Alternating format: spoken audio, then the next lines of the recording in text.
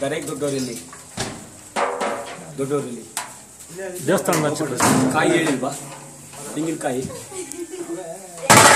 ಮಹಾದೇವ ದೇವ ಉಳ್ಳವರು ಶಿವಾಲಯವ ಮಾಡುವರು ಉಳ್ಳವರು ಶಿವಾಲಯವ ಮಾಡುವರು ನಾನೇನ ಮಾಡಲಿ ಬಡವನಯ್ಯ ಎನ್ನ ಕಾಲೇ ಕಂಬ ಎನ್ನ ದೇಹವೇ ದೇಗುಲ ಈ ಶಿರವೇ ವನ್ನ ಕಳಶವಯ್ಯ ಕೂಡಲ ಸಂಗಮ ದೇವ ನೀನು ಬರುವ ಭವಾಂತರದಲ್ಲಿ ನಾವು ಬಂದು ನಿಂತಿರುವೆವಯ್ಯ ನೀನು ಬರುವ ಭವಾಂತರದಲ್ಲಿ ನಾವು ಬಂದು ನಿಂತಿರುವೆವಯ್ಯ ನಮ್ಮನ್ನ ಸಲಹಯ್ಯ ಎಂದೆನುತ್ತ ಅಣ್ಣ ಬಸವಣ್ಣನವರನ್ನ ಮುಂದಿನ ಸುಸಂದರ್ಭದಲ್ಲಿ ಹೇ ಬಸವರಾಜ, ಬಸವ ಪ್ರಭುವೇ, ಬಸವ ತಂದೆ, ಬಸವ ದೇವರೇ, ಬಸವ ಗುರುವೇ, ಬಸವ ದೊರೆಯೇ, ಬಸವ ಬಸವ ಇರುತ್ತಿರಲು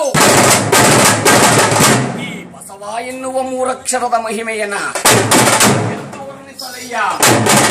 ಎಂಬಲ್ಲಿ ಬಹುಹರಿದು ಎಂಬಲ್ಲಿ ಸರ್ವಜ್ಞಾನಿಯಾಗಿ ಎಂದು ವಚಿಸಿದೊಳೆ ಸದಾತ್ಮಕ ಚೈತನ್ಯ ಸ್ವರೂಪನಾದಂತಹ ಸದ್ಗುರು ಬಸವೇಶ್ವರರನ್ನ ನಮ್ಮ ಸುಗ್ರಾಮಕ್ಕೆ ಕರೆತರುತ್ತಿದ್ದೇವೆ. ಬಂಧುಗಳೇ, ಶ್ರದ್ಧೆ ಇರಲಿ, ಭಕ್ತಿ ಇರಲಿ.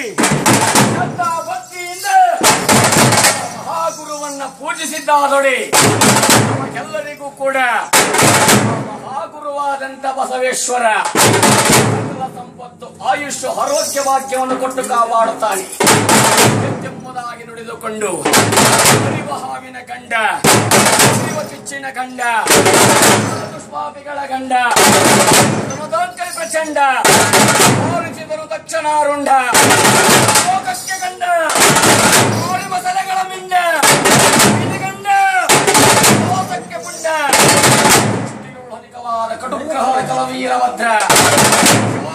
ನಮಸ್ತೆ.